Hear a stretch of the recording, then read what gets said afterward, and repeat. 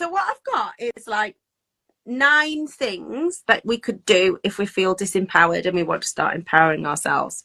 This or so whatever it was that made you stop, reaching for your dreams. At some point, you might have to go back really far, and you might go back, and it might turn out that you don't want to be Bob the Builder anymore because you're not 5. But it's certainly a place to start. Like, what was my aspirations before things got in the way? Yeah. So, and you should also be making yourself feel safe. So it's being a safe space to make a mistake, both with yourself and with those people around you, and having a tool bag. If you are someone who is anxious, if you've identified that, you want to use your voice more, you don't feel heard, so you're going to use your voice more, but you're actually anxious to talk in front of people. It's knowing that and having a tool bag of things that can keep you calm. So what I've got is like 9 things that we could do if we feel disempowered and we want to start empowering ourselves.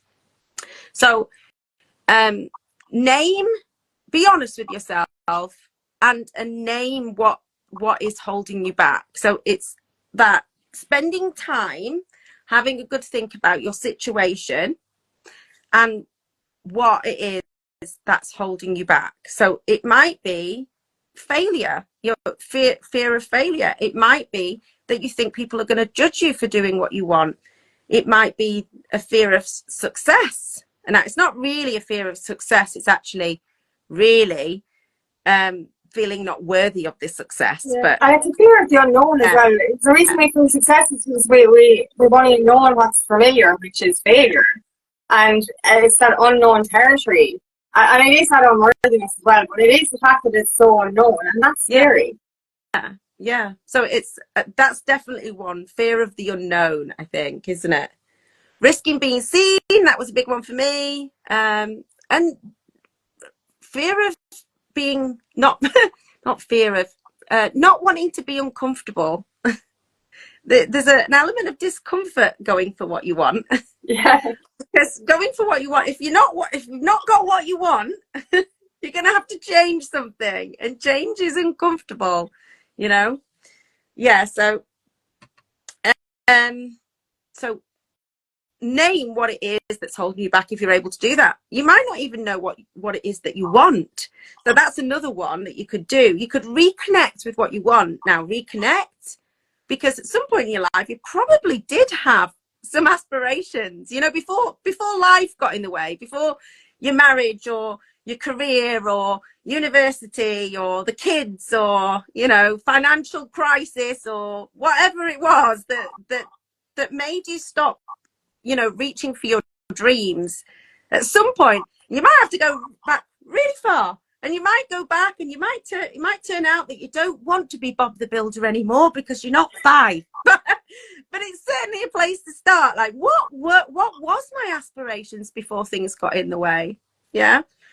If you already know what your aspirations are, it's reconnecting and being in alignment. We talk about that. It's like aligned action and being in alignment. Like, what I want is my actions matching what I want? And so you need to know what it is you want, and you need to regularly connect with what embody it. If you want to be the person who succeeds at something, you need to start embodying it, as if you have to become the person who is successful. So you embody those aspects by taking little steps every day to become the person who can be successful. So it's a weird way of saying fake it till you make it. Be the person you want to be every day to become the person you want to be. Yeah, my favorite saying is be something and the universe catches up, and that's very true. That's certainly helped in my life for sure. Yeah, so if you don't know what it is, like I say, you could think back or think what lights me up. When do you ever get into a flow state? That's just a wonderful thing. So it might be a flow state is when you're not really thinking about what you're doing, you're just doing it, and in a place of either excitement or it it might be a calm place actually, but it might be excitement. But it feels good, you know. Yeah. When you're in flow, you're doing something passionately and you're not having to analyze it and overthink it. It's just kind of happening. It's just all coming together. I used to be like that when I made my kids' birthday cakes, because I used to be quite a creative person. When I was at school, I liked to draw and paint and make things out of, you know, plasticine and stuff like that. But when I got to sixth form, you couldn't do science and art. And so that was me and creativity over, basically. Now, obviously, it shouldn't have been, but just because I couldn't take A-level art. But that's basically got put to the side then. But whenever I made my kids' birthday cakes, it was like, it was a time where I could be creative. And I'd plan a little bit beforehand. But I honestly, so I'd start making the cake and it would look bloody awful at one point. You know, I'm like, it's going to have to go in the bin. It looks nothing like what it looks like. It should look like. And I used to just go, I'm just going to carry on. And then I'd just like, 3 hours later, I'd make this amazing creation. And everyone was like, I don't know how you do it. And I was like, I don't really know how I did it, to be honest. It's like you're in the zone. Yeah, I was just in flow. And there was that. definitely points where I was like, oh, this is not going to be a good one this year. And every year it turned out to be amazing. So there was like and also I'm a bit like that in fighting. I think I get into a flow state. I'm not thinking, oh, I've got to watch them here. And, you know. That's it. When the ego, when the ego mind comes in, the ego mind comes in and we literally start to question, what do I look like? What does that person think of me? Am I doing this right? Am I doing this wrong? What's the outcome going to be? Oh my God, I'm freaking out. Then you end up fucking up because you're afraid you're going to fuck up. But you literally just disappear into that flow. You disappeared into your little bubble and you just did what you had to do and forgot about every single other thing. And it came out more perfect than you could have ever imagined. Yeah, it's hard to explain. So when I'm fighting, I'm not, I don't have to think about blocking. I just get into this zone and I'm not really planning particular. I'm just in this zone where I'm fighting. And I naturally just like, people find it hard to get a punch past me because I'm just in this instinctual place where if somebody kicks me, my arm will just move there. There's no conscious thought about doing that. It's all sort of like I say, in flow, you know. So you remind me, and they say that Doctor Strange, isn't it? Doctor Strange when he's training, like, and eventually when he gets into the stage, it's just like this. I think it's not that one. It could be it's any of the Matrix or any of those fighting ones. Oh, yeah. So it's like literally, you're just like they're just fucking everything without even paying attention. So that's obviously what you're doing. Yeah. It's so cool. Yeah, no, I definitely feel like I'm in a flow state then. When I make the cakes and when I fight, I feel like I'm in a flow state. Yeah. When do you feel like you're in a flow state? Actually, it's weird. When I started doing videos, I was so scared, absolutely petrified. I was nervous. I was like, oh, and you go look back and hear your videos, and I'm still so nervous. But these days, every day, I just get into it. It's weird because, like, you know, I used to pre-plan a few videos, and sometimes I take notes, other times I wouldn't. But oftentimes I have it pre-rehearsed in my mind. But lately, every morning I'm going, I have no idea what I'm going to say. And then I press play and it just all comes down and I just get into this flow state and I watch back afterwards. I was like, Jesus, that's good info. You know, that's literally, and I love it. Like any day, every morning I get up. If I doing a video will change my mood immensely. I could be in a, low vibration energy. The minute I have my video on, I'm hyper, I'm active, I'm motivated. But I just go into the zone and I know I can trust now that the universe will give me the downloads that I need throughout those videos. And it's funny because I pre-record the shorts up for the weekend and I watch them again on Saturday morning and Sunday morning. Like, I can't remember even saying that because that's how much of the zone I was in. It's funny. Yeah. I find that with this actually. I mean, I plan a lot, but I'm like, I always watch it back, and then I'm like, wow, I don't remember that part of the conversation. That was really good. Yeah. So being in a flow state, is there a time? Is there a thing that you do where things just seem to come together? You're like, you're flowing, you're enjoying it, and you're doing well at something, you know. So does it light you up? Is there something that you've been longing for that you keep putting off? And or this is a good way to think about it. If I had no fear, what would I do? That's an interesting one to think about. If I was completely fearless, the fear was completely removed, what is it that I would do? And that's an interesting one, because I think fear is what holds us back from reaching for our goals a lot. You know, it comes out in lots of different ways, but it's all the same thing. It's fear, isn't it? Yeah. So number one is name what it is that's holding you back. Well, maybe number one should be reconnect. That makes more sense. Reconnect with what you want. Then name what it is that's holding you back from going for it. Challenging your inner critic. So using reframing that we talk about a lot. So reframing is when we take our view of something or how we talk about it and change it so it's less negative and more progressive. So instead of saying, I can't do something, you say, I'm learning this, or I could learn this. Yeah. We talk about reframing a lot, so I won't talk any more about that. We taking imperfect action. So often we become perfectionists, don't we? And that stops us. And the reason that we are perfectionists is because we are frightened of making mistakes. That's what it is. And actually, we progress so much faster by making those mistakes, because mistakes are how we learn. That's what's on my wall at school. But it really is. So you will learn so much quicker than trying to predict everything. If you just do something and then analyze, how did that go? What went well? What didn't go well? How could I improve the bit that didn't? And then have another go. And that's kind of what we did with these lives, isn't it? You know, when I started off with someone called Danny, actually, initially. And when I look back, I just think, oh goodness. Even our early ones, actually, when I look back, I'm like, oh gosh, we've improved so much since then, haven't we, Angela? Oh, yeah, we are getting more. We get more confident every time, like, and that is it. It's an imperfect action. We're so worried about what it's going to look like. Forget it. Just do it. Do it. Put it out there, and then once you push through that fear, that's when the excitement comes in. You're like, oh, I want to do this again. Yeah, and that's another thing. Things that we're fearful of. Often, it's like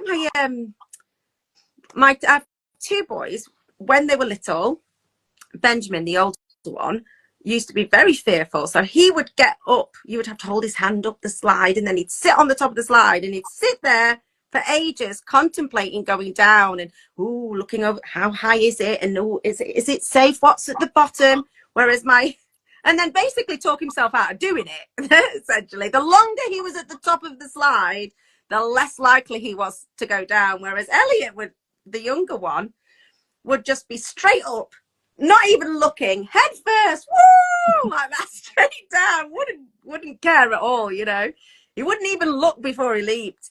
And he'd be like, yay, that was great. And then when Ben saw him do that a few times, then he would go down. And once he'd gone down once, that'd be fine. He'd be like, oh, this is really good. I want another go. And it's the same thing, isn't it? We build things up so big in our heads. And the reality is very, very, very rarely anywhere near what we perceive it to be. And actually, you might find that what you were fearful of, you actually quite enjoy it. Yeah. Yeah. It really always happens for me anyway. I can have trepidation or anxiety about something, and then I do it, and I'm like, oh my God, where did I do this ages ago? I know it.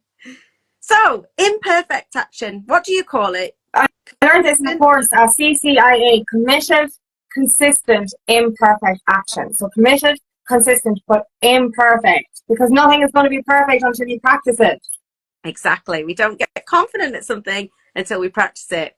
We get better by making mistakes and recognizing our mistakes and owning our own mistakes. Yes. So visualization can help. So once you know what your goal is, doing things like a visualization board, or doing some visualization in meditation, or and you can get guided ones, can't you, online? Yeah. And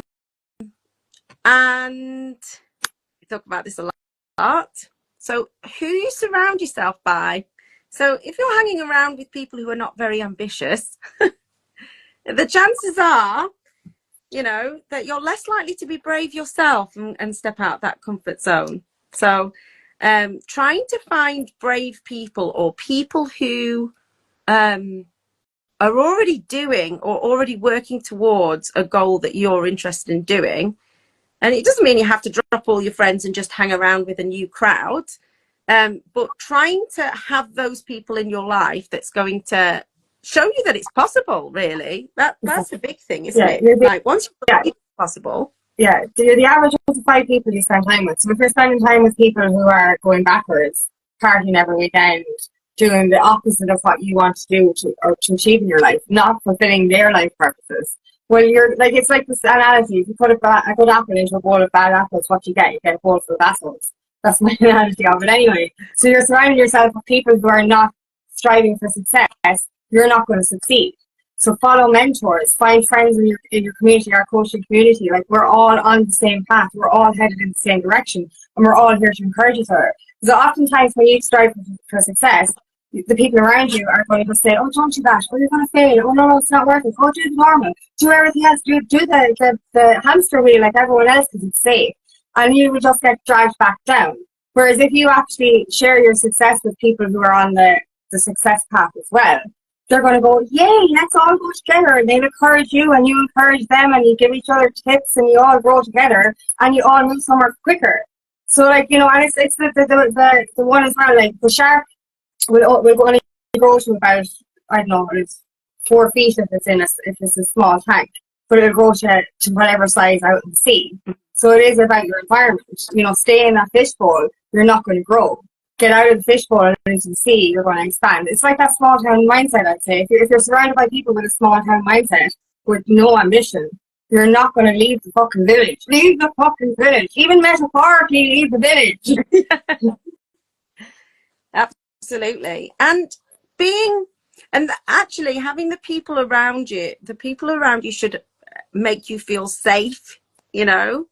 So and you should also be making yourself feel safe. So it's being a safe space to make a mistake, both with yourself and with those people around you. And having a tool bag, if you are someone who is anxious, if you've identified that, you know, you want to use your voice more, you don't feel heard, so you're going to use your voice more, but you're actually anxious to talk in front of people, it's knowing that and having a tool bag of things that can keep you calm. So deep breathing, grounding exercises, using meditation in preparation beforehand, you know. So it's having a bag of tools and being a safe space to make a mistake, and making sure those people or the environment that you're in is also a safe space to make a mistake, you know. Yeah. Give yourself permission to follow your own path. Yes.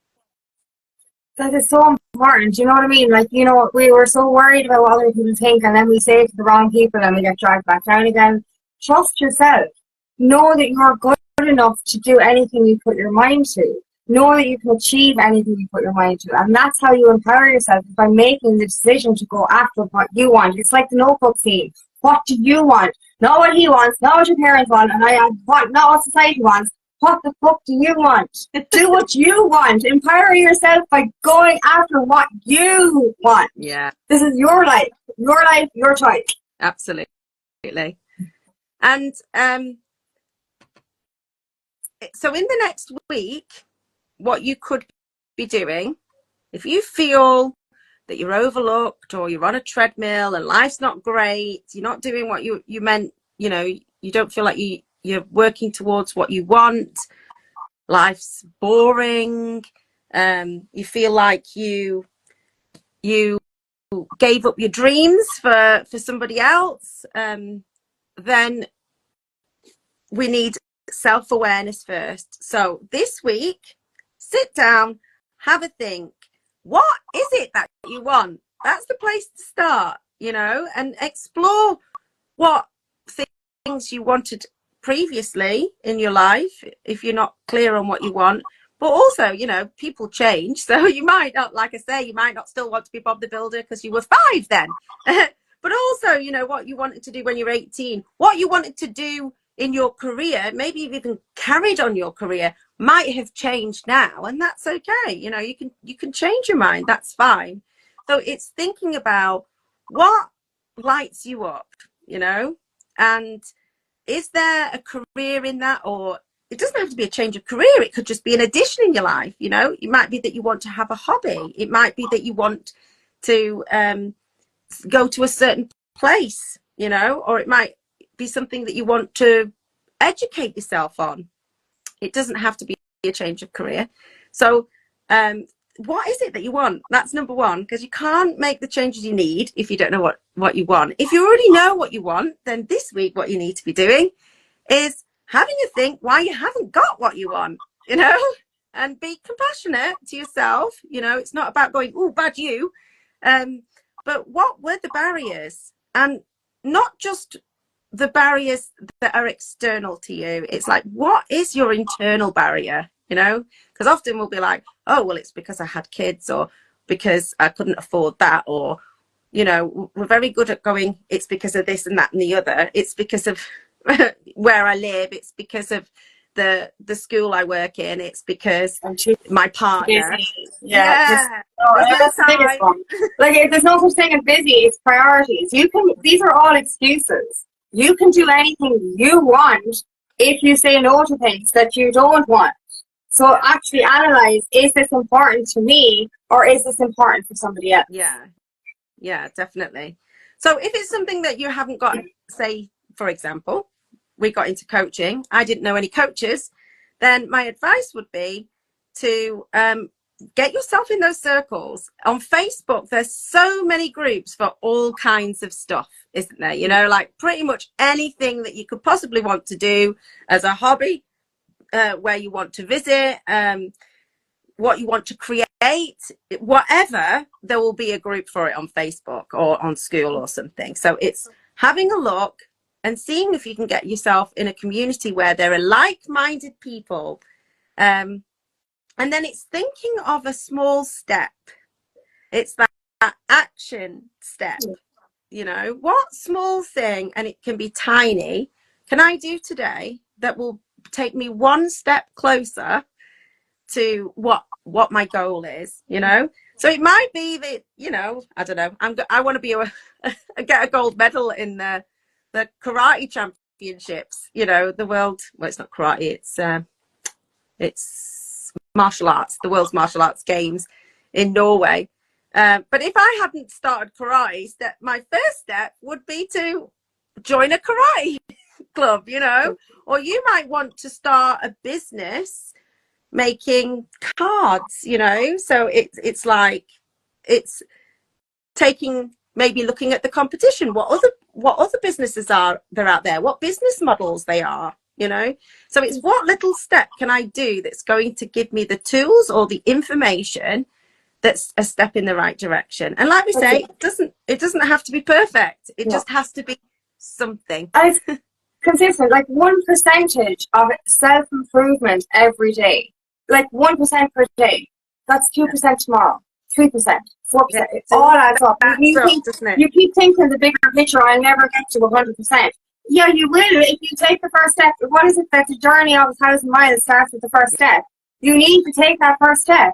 And even if I was in a healing phase, so I broke my baby steps into milli steps. So even if it was overwhelming to take one step, I broke up that one step and I moved a tiny bit forward every single day. And look at me now. I've transformed so much. And you can too. Any of us can. All you have to do is just take out 1% of, self-improvement every single day. Absolutely.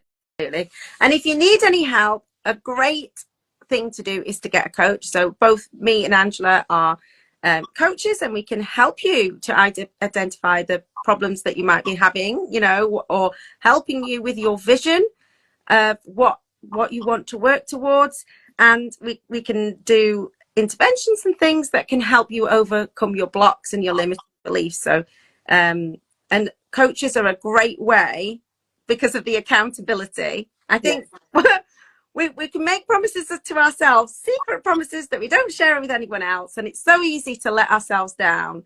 But it's a terrible thing to let yourself down, because if you don't show up for yourself, then you lose trust in yourself. Yeah, so and you lose empowerment. Yeah, That's that's what it feels. This is the thing. I think people get triggered when you tell them to take responsibility, particularly if they've had things that look like they've really got in the way. It's like well-being in schools. There's lots of reasons why teacher well-being is compromised. There's lots of reasons. We could say lots of reasons, but it's stressful because of this, it's stressful because of that. We could say it's all these reasons, but it's so disempowering to not take any ownership. That's like saying, there's nothing I can do about it. And there are things you can do about your well-being, just like there are steps that you can take towards your goals. But we can't do that until we accept that we are in the driving seat. So I do think people get triggered sometimes when we're like, take responsibility. But it's life-changing when you start doing that. It really is. Yeah. It really is. Yeah. Right, we're on, oh goodness, 7:10. I think we did start late because I was having problems. To finish, join Teacher Mindset Matters. It's our free Facebook group for teachers and school support staff. We've got lots of coaches in there, myself and Angela in there. So if you want some support in finding what we've talked about today, then drop us a message or join Teacher Mindset Matters, and we can have a conversation in there. You can post anonymously if you wish, and it's full of inspirational quotes and posts that can help you from people from all different fields of self-development. So search Teacher Mindset Matters on Facebook. We're the only one.